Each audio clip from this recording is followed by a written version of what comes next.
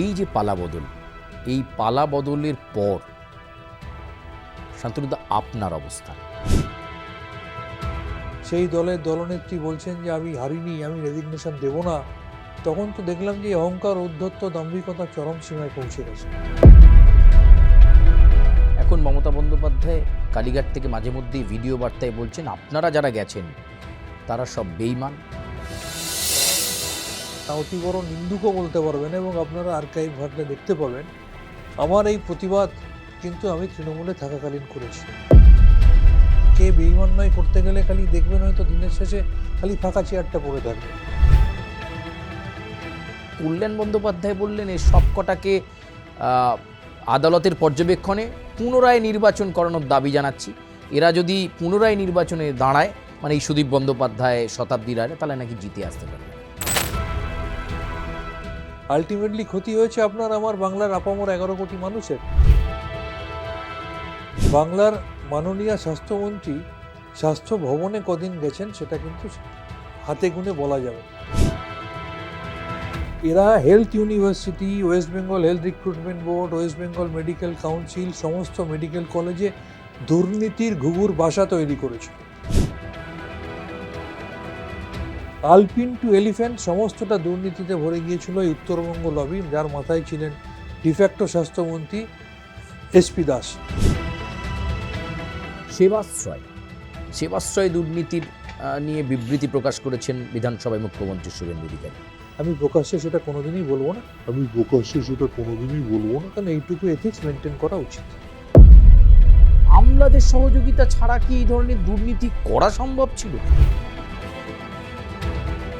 আপনারা ঋতব্রত বন্দ্যোপাধ্যায়কে নেতা মানলেন, তাই আমি সেই তৃণমূল কংগ্রেসের সাথে আর নেই। পরবর্তীকালে তো 2029 লোকসভা নির্বাচন থাকবে, যদি আপনাকে বলে শান্তনুদার দল যে নামতে। প্রথম কথা হচ্ছে অনেকের সাথে আমাকে গোলালে চলবে না। কালকে কি হবে বা কালকে বৃষ্টি হবে কিনা আপনি জানেন? আর মানুষের রায়কে অস্বীকার করে জিতলে বলবো মানুষ জিতিয়েছে, আর হারলে বলবো আমি হারিনি, আমি রেজিগনেশন দেবো না, তাহলে তাদের ভবিষ্যৎ অন্ধকার। জাস্টিস পেতে আর কত সময়? একাধিক, আমি অন রেকর্ড আপনাদের বলছি, একজনের দ্বারা এটা কোনোভাবেই সম্ভব না। আপনার মতো অনেক সিনিয়র লিডাররা, ফিরহাদ হাকিম, চন্দ্রিমা ভট্টাচার্য, তারা আস্তে আস্তে কালীঘাট তৃণমূলের সঙ্গ ত্যাগ করছে। ফোন কি এলো যে যেও না বা থেকে যাও?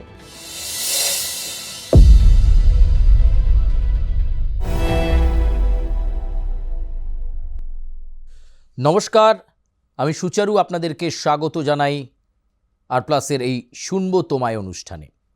আর শুনবো তোমায় অনুষ্ঠানেই অতিথি আসা মানেই তাদের থেকে আমরা নানা অজানা গল্প শুনে থাকি এবং তাদের প্রতিক্রিয়াগুলো আমরা শুনে থাকি।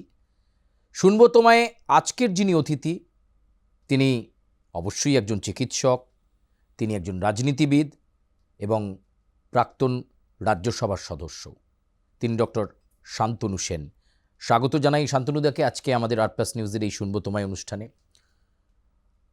আপনার কাছে আমার প্রথম প্রশ্ন, এই যে পালাবদল, এই পালাবদলের পর শান্তনুদা আপনার অবস্থান, লোকে জানতে চাইছে আপনি কোথায়?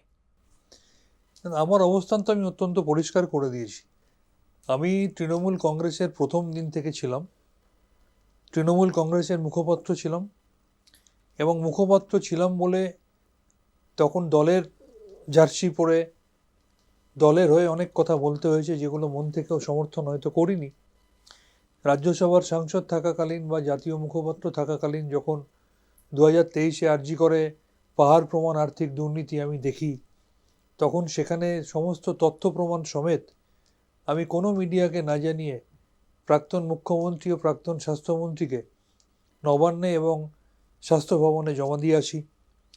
পরবর্তী ক্ষেত্রে আরজি করে যখন অভয়ার ঘটনা ঘটে, ঘটনাচক্রে আগামীকালই 9th আগস্ট 2 বছর পূর্ণ হবে, সে অভয়ার দুর্ভাগ্যজনক ঘটনায় যখন আমি সেখানে একজন মেয়ের বাবা হিসাবে এবং ওই কলেজের একজন প্রাক্তনী হিসাবে, আমি, আমার স্ত্রী, সে ওই কলেজের প্রাক্তনী, যখন আমরা অভয়ার বিচার চেয়েছিলাম, তখন সবাই দেখেছিল যে সত্যি কথা বলার জন্যে দুর্নীতির তথ্য সামনে তুলে দেওয়ার জন্যে আমার সাথে কি করা হয়েছিল, আমার পরিবারের সাথে কি করা হয়েছিল।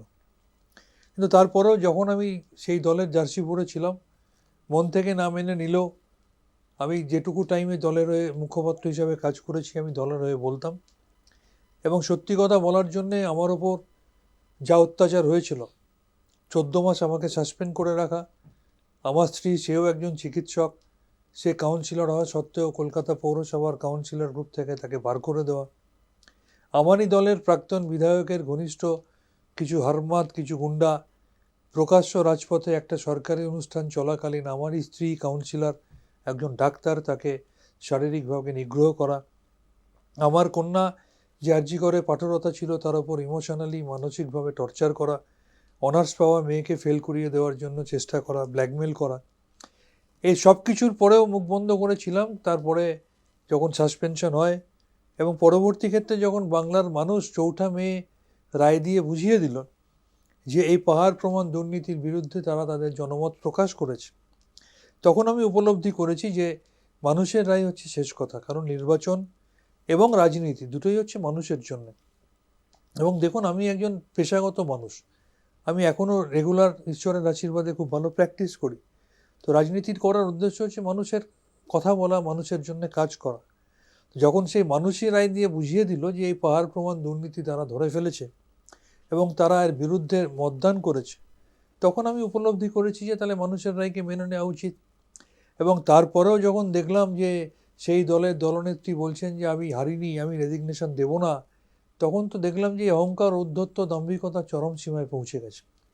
তা স্বাভাবিকভাবেই আমি তখন আমার তৃণমূল কংগ্রেসের সর্বভারতীয় মুখপাত্র পদ থেকে আমি ইস্তফা দিয়েছি। এবং ওই দলের মেম্বারশিপ বা মেম্বারশিপ রিনিউয়াল বলে তো কিছু হতো না। সুতরাং তৃণমূল কংগ্রেসের সদস্য কেউ যদি বলে আছে সেও প্রমাণ করতে পারবে না, কেউ যদি বলে নেই সেও প্রমাণ করতে পারবে না। যেটা ছিল অফিসিয়ালি আমি মুখপাত্র ছিলাম, মুখপাত্র থেকে আমি বোধহয় 6 বা 7ই মে আমি রেজিগনেশন দিয়ে দিয়েছি।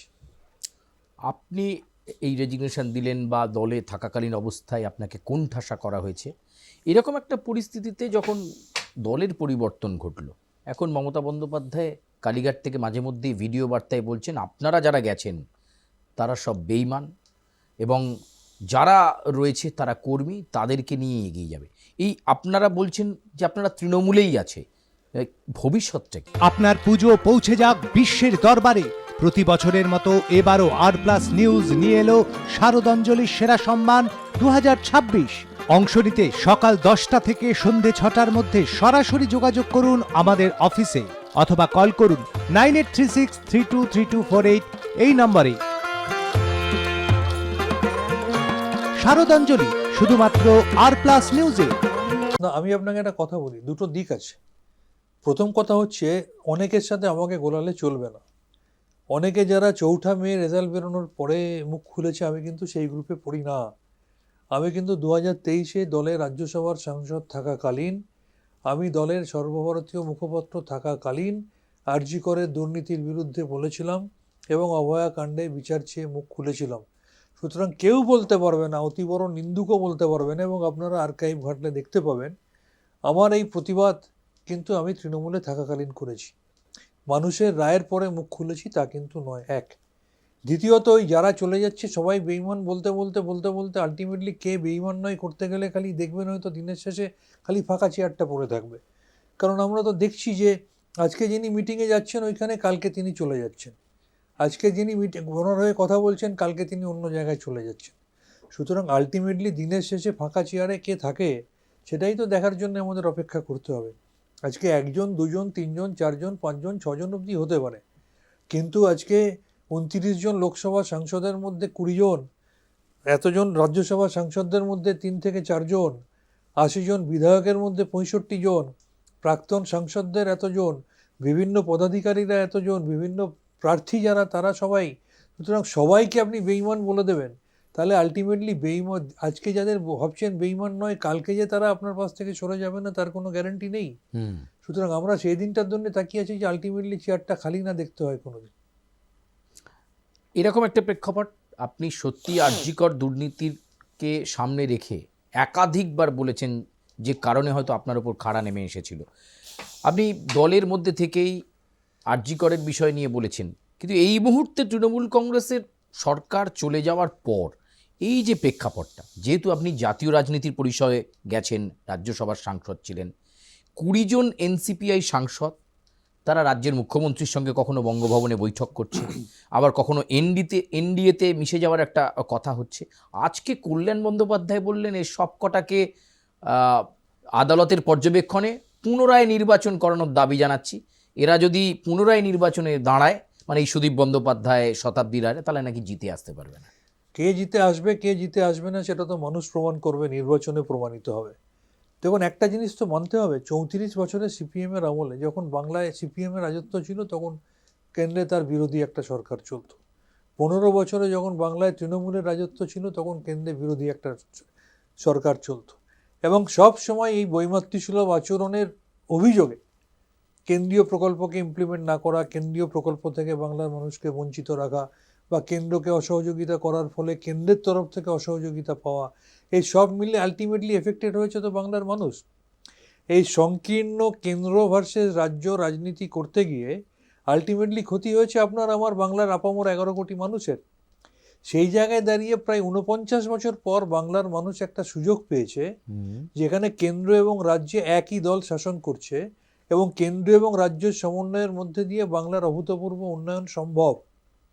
আজকে যে বা যারা নির্বাচনে দাঁড়ায়, সে সাংসদ হোক বা বিধায়ক হোক বা পৌর প্রতিনিধি হোক, আখিরে তার লক্ষ্যটা থাকে এলাকার উন্নয়ন, কনস্টিটিউয়েন্সির উন্নয়ন, লোকসভার উন্নয়ন, বিধানসভার উন্নয়ন, রাজ্যের উন্নয়ন, একটা ওয়ার্ডের উন্নয়ন।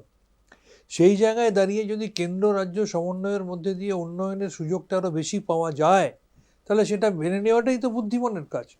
সুতরাং এই সাংসদ যারা ওদিকে যোগাযোগ রাখছেন, বিধায়ক যারা যোগাযোগে থাকছেন, আমি মনে করি এই যোগাযোগের মধ্যে দিয়ে যদি আরও বেশি করে বাংলার উন্নয়ন হয়, তাহলে সার্বিকভাবে বাংলার 11 কোটি মানুষ তো দুহাত ভরে আশীর্বাদই করবে। শান্তনুদা, এই যে প্রেক্ষাপট, এই প্রেক্ষাপটে দাঁড়িয়ে বেশ কিছু দুর্নীতির ফাইল খুলেছেন মুখ্যমন্ত্রী শুভেন্দু অধিকারী, এবং তিনি আমফান দুর্নীতির ফাইল খুলেছেন। এরকম ফাইল খুলতে খুলতে কোভিডকালে আমরা একটা অন্যরকম সময়ের মধ্য দিয়ে চলেছি। সেই সময়ে পিপি কিট থেকে শুরু করে মাস্ক, বিভিন্ন ক্ষেত্রে সীমাহীন প্রাতিষ্ঠানিক দুর্নীতির অভিযোগ এসেছে, এবং সেই সময়ে যারা স্বাস্থ্যকর্তা ছিলেন তাদের এখনও অনেকে স্বাস্থ্যকর্তার দায়িত্ব সামলাচ্ছেন। আপনার কি মনে হয় যে এইগুলো বা এই ফাইল ধরতে গেলে সেই সময়ে যারা দুর্নীতি করতে স্বাস্থ্য দপ্তরে যারা ছিলেন কর্তারা, তাদেরকেও একবার জিজ্ঞাসাবাদের সম্মুখীন করা উচিত? দেখুন, এর উত্তর আমি কয়েকটা ধাপে দিতে চাইব। প্রথম কথা হচ্ছে, স্বপন দাশগুপ্ত মহোদয় অর্থমন্ত্রী, তিনি যদি ক্যাগ রিপোর্টটা সামনে না আনতেন, তাহলে বাংলার মানুষ এখনও সেই ধারণা নিয়েই থাকতো যে কেন্দ্র অসহযোগিতা করেছে, কেন্দ্রের টাকার আমরা হিসাব দিয়েছি তবুও কেন্দ্র টাকা দেয়নি। এই যে বিপুল পরিমাণ দুর্নীতি বিভিন্ন ক্ষেত্রে ঘটেছে, সেটা কিন্তু বাংলার মানুষ জানতে পারতো না। নতুন অর্থমন্ত্রী সেটা প্রকাশ্যে এনেছে বলে বাংলার মানুষ জানতে পারছে। দ্বিতীয়ত, স্বাস্থ্যক্ষেত্রে যেহেতু আমি দীর্ঘদিন ধরে স্বাস্থ্য আন্দোলনের সাথে যুক্ত, বিগত 15 বছর বামফ্রন্টের আমলে স্বাস্থ্য ব্যবস্থা তলানিতে চলে গেছিল, কিন্তু বামফ্রন্টের স্বাস্থ্যমন্ত্রী ছিলেন ডক্টর সূর্যকান্ত মিশ্র। তিনি একজন চিকিৎসক ছিলেন এবং তিনি সরকার কাজ করুক না করুক, তিনি অন্তত স্বাস্থ্য দপ্তরে যেতেন। কিন্তু খুব দুর্ভাগ্যের বিষয়, বিগত 15 বছর বাংলার মাননীয় স্বাস্থ্যমন্ত্রী স্বাস্থ্য ভবনে কদিন গেছেন সেটা কিন্তু হাতে গুনে বলা যাবে বা বলা যাবে না, এবং স্বাস্থ্য প্রতিমন্ত্রীও কতটা কাজ করার স্বাধীনতা পেতেন সেটাও একটা বড় প্রশ্ন। এবং একজন ডিফ্যাক্টো স্বাস্থ্যমন্ত্রী হয়ে 15 বছর স্বাস্থ্য দপ্তর চালিয়েছেন ডক্টর এসপি দাস, এবং তার নেতৃত্বে এই নর্থ বেঙ্গল লবি, যার একটা হাত হচ্ছেন সুদীপ্ত রায়, একটা হাত হচ্ছেন সুশান্ত রায়, একটা হাত হচ্ছেন সন্দীপ ঘোষ, তার কিছু সাঙ্গপাঙ্গ হচ্ছে অভিক বিরূপাক্ষ, সৌরভ পাল থেকে শুরু করে তারও নিচে আরজি করে যারা মাতব্বরি করতো, আশিস পান্ডে, অভিষেক সেন থেকে শুরু করে নির্জন বাগচি থেকে শুরু করে, এরা health university, West Bengal health recruitment board, West Bengal medical council, সমস্ত মেডিকেল কলেজে দুর্নীতির ঘুঘুর বাসা তৈরি করেছিল। থ্রেড কালচারের জনক ছিল। আলপিন টু এলিফ্যান্ট সমস্তটা দুর্নীতিতে ভরে গিয়েছিল এই উত্তরবঙ্গ লবি, যার মাথায় ছিলেন ডিফ্যাক্টো স্বাস্থ্যমন্ত্রী এসপি দাস। এবং কিছু আমলা যারা ছিলেন, আমলারা জানেন আপনারা তো, তারা সরকারের অঙ্গুলি হেলনে তারা কাজ করে। তো তারা যখন বুঝতে পারছেন যে স্বাস্থ্যমন্ত্রীর নির্দেশে ডিফ্যাক্টো স্বাস্থ্যমন্ত্রী কাজ করছে, ইনি অল ইন অল সব কিছু করছেন। স্বাস্থ্য ভবন থেকে ট্রান্সফার প্রমোশনের অর্ডার ফাইল যাচ্ছে নবান্নে, সেটা সেখান থেকে চলে যাচ্ছে ডিফ্যাক্টো স্বাস্থ্যমন্ত্রীর চেম্বারে, তিনি ফাইনালি ঠিক করে দিচ্ছেন কি হবে, তারপর সেটা ফিরে এসে আবার সেটা চেঞ্জ হয়ে অর্ডার বেরোচ্ছে। তার পছন্দের মানুষ ডিএমই হয়নি বলে ডিএমির ইন্টারভিউ হয়ে যাওয়ার পরেও রেজাল্ট না বার করে আবার নতুন করে ডিএমই তৈরি করা, তার নিজের মেয়ের যোগ্যতা না থাকা সত্ত্বেও ইনস্টিটিউট অফ সাইকিয়াট্রিতে একটা পোস্ট তৈরি করা, তাকে একটা স্পেশাল পোস্ট দেওয়া হবে বলে, পোস্ট গ্র্যাজুয়েশন না থাকা সত্ত্বেও তিনি অ্যাসিস্ট্যান্ট অ্যাসোসিয়েট প্রফেসর হয়ে যান। এই ঘুঘুর বাসা চলেছে এবং খুব স্বাভাবিকভাবে আমলারা তখন বুঝতে পারতেন যে ইনি হচ্ছেন স্বাস্থ্যমন্ত্রীর মুখ, ইনি যা বলছেন বকলমে সেটাই স্বাস্থ্যমন্ত্রীর কথা, তাই তারা সেগুলো করতো। এবং আমি আপনার সাথে 16 আনা একমত। তাই সেই সময় যারা স্বাস্থ্য দপ্তরের আমলা বা আধিকারিক যারা ছিলেন, আমি মনে করি আজকে রাজ্যের মাননীয় মুখ্যমন্ত্রী শুভেন্দু অধিকারী যেভাবে মাত্র 2.5 মাস 3 মাসের মধ্যে নিজের দক্ষতা প্রমাণ করে এটা বোঝাতে পেরেছেন যে তিনি প্রকৃত তদন্ত চান, এবং রাজ্যের বর্তমান স্বাস্থ্যমন্ত্রী যিনি নিজে একজন চিকিৎসক, এবং আমার মনে হয় তিনি কলকাতায় থাকলে সপ্তাহে পারলে 7 দিনই তিনি স্বাস্থ্য ভবনে যাচ্ছেন বলে আমরা দেখতে পাচ্ছি, সমস্ত হাসপাতাল ভিজিট করা থেকে সব কিছু শুরু করা। এবং আমার মনে হয় তারা যেভাবে নিষ্ঠার সাথে সৎভাবে নিরপেক্ষভাবে তদন্তগুলো শুরু করার চেষ্টা করছেন, সেই সময় যারা বিভিন্ন পদাধিকারী ছিলেন, তিনি আমলা হতে পারেন, তিনি কোনো অন্য পদেও থেকে থাকতে পারেন, তাদেরকেও যদি সঠিকভাবে জিজ্ঞাসাবাদ করা যায় তারাও অনেক তথ্য দিতে পারবেন বলে আমি বিশ্বাস করি। কারণ এই সমস্ত দুর্নীতিগুলো আলটিমেটলি তো সরকারের মুখ দিয়েই নোটেই বেরোতো, তো সেই জায়গায় তাদের তো কিছু করার ছিল না। ডিফ্যাক্টো স্বাস্থ্যমন্ত্রী যদি বলে দিতেন এটা করো, তিনি চাকরি করেন, তার তো উপায় নেই যে বলবে আমি করব না।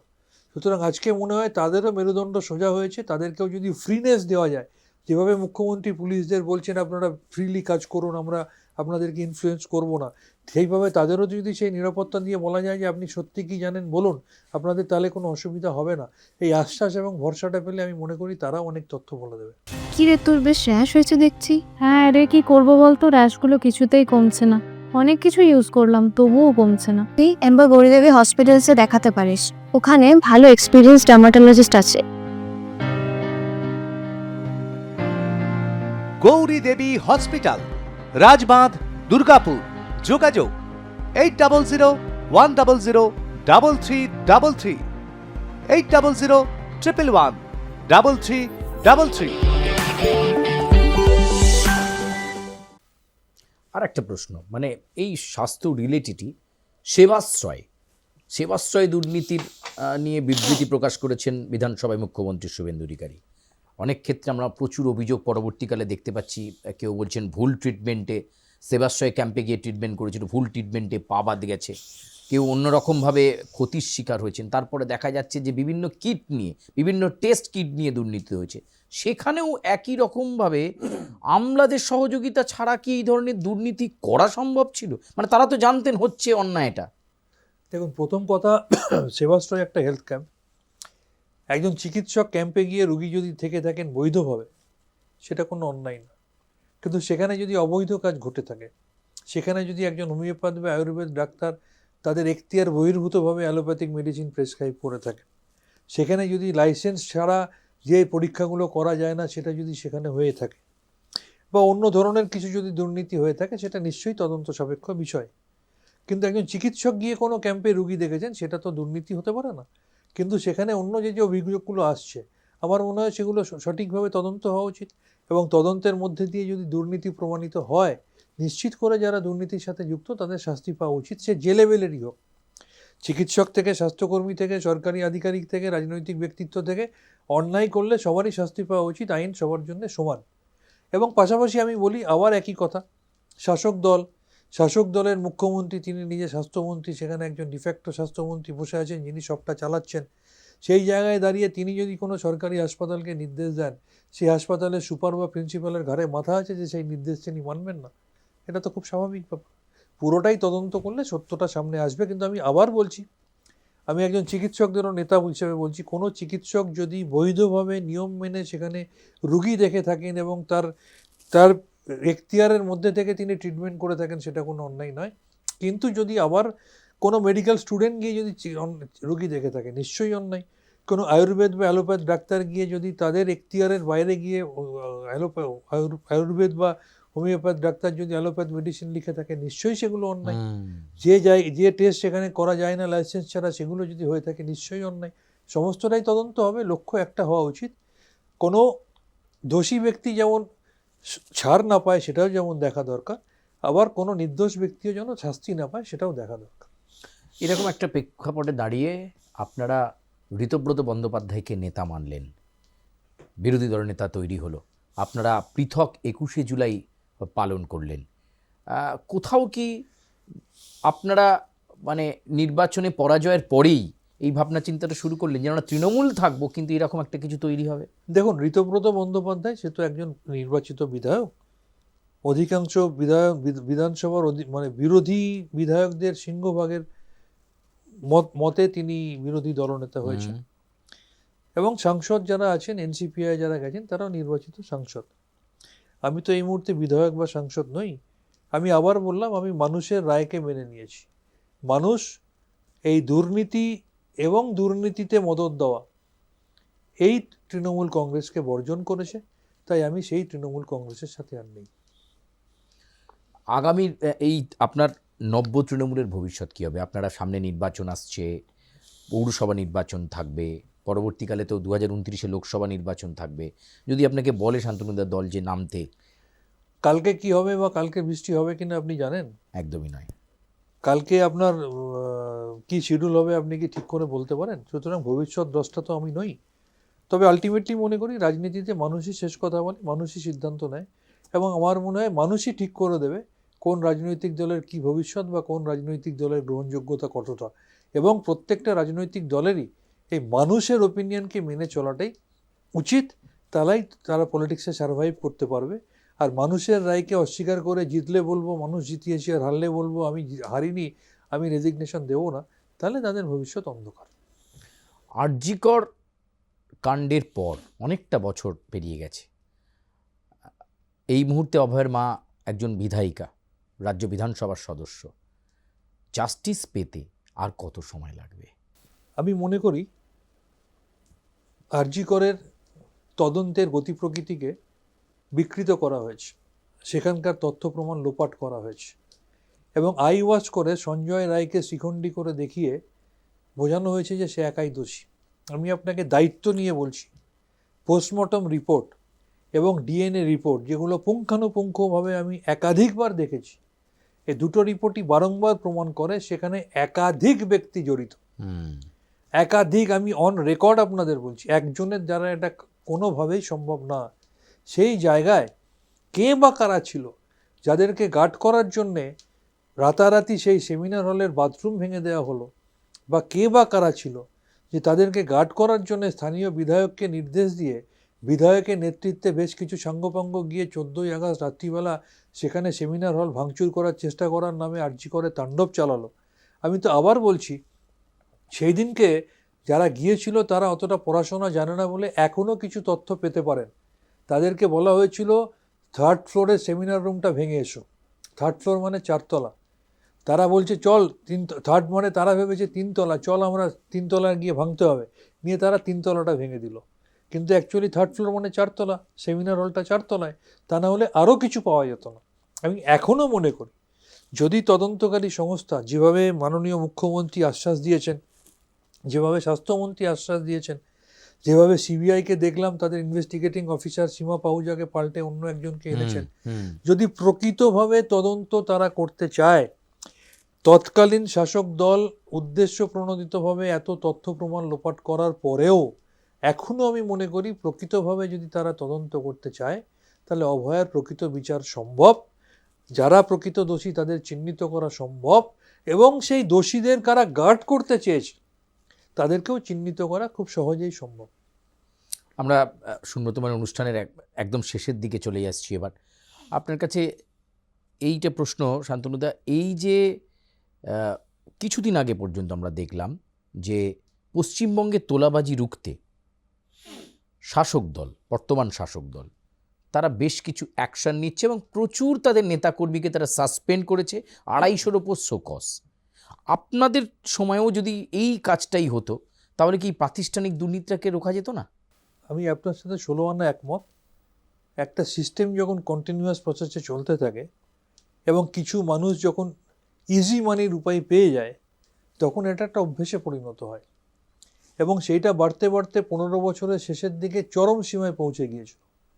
আজকে আমি ধন্যবাদ দেব রাজ্যের মুখ্যমন্ত্রী শুভেন্দু অধিকারী বা শাসক দলের সভাপতি শ্রমিক ভট্টাচার্য মহোদয়কে, যে তারা একবার নয় এই 3 মাসের মধ্যে অন্তত 300 বার বলেছেন, ক্যামেরায় বলেছেন, সোশ্যাল মিডিয়ায় বলেছেন, ব্যক্তিগত আলাপচারিতায় বলেছেন, কোনো অনুষ্ঠানে বলেছেন যে এই তোলাবাজি চলবে না, তোলাবাজি তুললে আমরা যোগ্য পদক্ষেপ নেব। এবং তার সাথে সাথে শ্রমিকবাবু এটাও স্বীকার করেছেন যে আমরা যে পুরোটা কন্ট্রোল করতে পেরেছি তা নয়, কিন্তু অনেকটা কন্ট্রোল হয়েছে। সেটুকু হয়েছে এই কারণে যে দল এবং সরকার দুটো একসাথে এর বিরুদ্ধে পদক্ষেপ নেওয়ার কথা ঘোষণা করছেন এবং পদক্ষেপ দু একটা নিচ্ছেন। সেই কারণে আমি আপনার সাথে 16 আনা একমত। ঠিক এই পদক্ষেপ যদি দল এবং সরকার তৎকালীন আমলে নিত, তাহলে 4 মের ফলাফল হয়তো অন্য হতেও পারত। আপনার কাছে শেষ প্রশ্ন, আপনি যখন চলে যাচ্ছেন, আপনার মতো অনেক সিনিয়র লিডাররা, ফিরহাদ হাকিম, চন্দ্রিমা ভট্টাচার্য, তারা আস্তে আস্তে কালীঘাট তৃণমূলের সঙ্গ ত্যাগ করছে। ফোন কি এলো যে যেও না বা থেকে যাও? দেখুন, প্রত্যেকের পার্সপেক্টিভ আলাদা। আমি আবার বলবো, প্রত্যেকের কারণ আলাদা। আমার কারণ সবার সাথে মিলবে না। কারণ আমি আবার বলছি, আমি হচ্ছি সেই ব্যক্তি, সম্ভবত আমি সেই একজনই ব্যক্তি যিনি দলের রাজ্যসভার সাংসদ থাকাকালীনও, দলের সর্বভারতীয় মুখপাত্র থাকাকালীনও আমি প্রতিবাদ করেছিলাম। সুতরাং আমার সাথে বাকিদের এক ব্র্যাকেটে আমি যোগ্য সম্মান দিয়েই সবাইকে বলছি, প্রত্যেকে যোগ্য নেতৃত্ব, কিন্তু আমার সাথে সবাইকে বা সবার সাথে আমাকে এক ব্র্যাকেটে ফেললে চলবে না। দ্বিতীয় কথা হচ্ছে, আমি যখন সেখান থেকে সরে আসার কথা ঘোষণা করছি, সেখানে কেউ বা কারা আমাকে ফোন করেছে কিনা বা রিকোয়েস্ট করেছে কিনা, যেহেতু সেটা ব্যক্তিগত আলাপচারিতা, আমি প্রকাশ্যে সেটা কোনোদিনই বলবো না, কারণ এইটুকু এথিক্স মেনটেন করা উচিত। অনেক ধন্যবাদ আপনাকে শান্তনুদা আমাদের এই অনুষ্ঠানে আসার জন্য। শুনবো তোমায় আজকে আমরা পুঙ্খানুপুঙ্খ শান্তনু সেনের কাছ থেকে অনেক কথা শুনলাম, জানলাম। শুনবো তোমার পরবর্তী গেস্ট কে থাকছে তার জন্য অপেক্ষা আপনাদের অবশ্যই করতে হবে। তবে আজকের মতো এপিসোড এ পর্যন্তই। আপনাদের সঙ্গে আবার দেখা হচ্ছে শুনবো তোমার পরবর্তী পর্বে। ধন্যবাদ।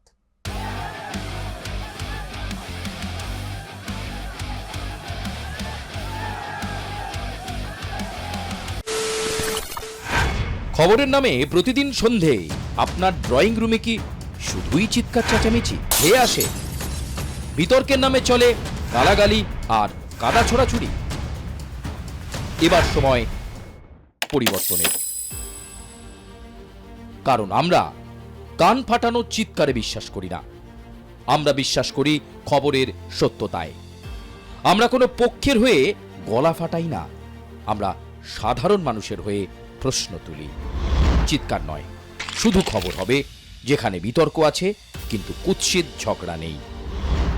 সঠিক তথ্য, বিশ্বস্ত খবর। নজর রাখুন আর প্লাস নিউজে।